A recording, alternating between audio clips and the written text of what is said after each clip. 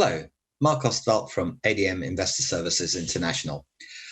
With the Brexit deadlines, or the ones which are very much movable feast deadlines, looming, I thought it might be an idea just to have a quick look this week at how the UK currency, the pound, has done, and how the various asset classes have done in very broad terms as we approach those deadlines. So my first chart is a comparison of the UK 10-year yield versus the US 10-year yield over the past 5 years. Notable for the fact that obviously it includes all the shenanigans after the referendum, but really telling us a story of incredible stability.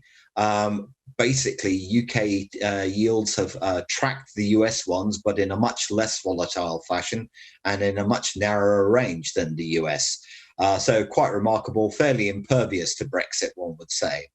The second chart today is to compare the FTSE 100, which of course is not really a good barometer for the UK economy because it's so full of dollar earners and a lot of mining and energy, large cap mining and energy companies, and compare that with the FTSE 250 or the FTSE, the mid cap, just to sort of see if there's any real divergence going on there.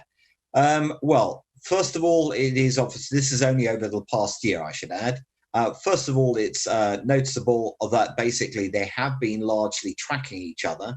But when there is a little bit of optimism around, as there was at the beginning of the year and just recently, though I would make a distinction on that outperformance of the FTSE 250, which is the better barometer for the performance of UK PLC, as it's known.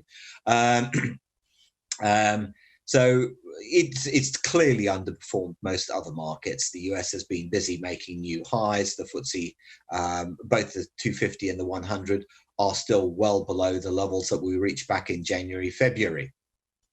So moving on, given that there's been a clear underperformance in the stock indices, what about the currency? So the last three charts are all related to the currency. The first one is sterling dollar, or cable. As one can see, basically, actually, it's been in a very broad range of 115 to 140, and mostly in a 125, 135 range for the bulk of the past 3 years. Occasional spikes here and there, though the one back in early 2020 is not really related to anything to do with Brexit. So that's probably more a function, really, of what's been happening with the dollar.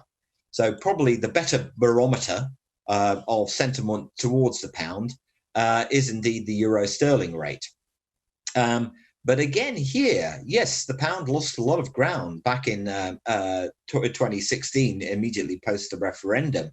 But the range that's been in place since then has actually been, relatively speaking, quite tight. And as much as there are clearly, we are starting to factor in that the idea that there's not going to be a trade deal for the end of the year, it's not necessarily exactly falling out of bed here. I think the interesting aspect is how we are pricing for the volatility, for the likely volatility, depending on the outcomes. And that's interesting in terms of the volatility that we've seen in sterling euro. And this is my final chart, which is the 30 and 90-day volatility measures. I think the first thing to note, obviously, is the volatility was much greater in reaction to the COVID transmission than anything else.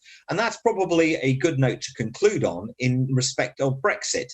Brexit is clearly going to be important to the UK economy. But given the fight against the pandemic and the economic scarring that there is going to be from it, not only in the UK, but around the world, it is probably subsidiary to Brexit, but it certainly makes Brexit an extra complication that perhaps the UK could do without, but will put it perhaps at a disadvantage depending on the outcome of the trade negotiations.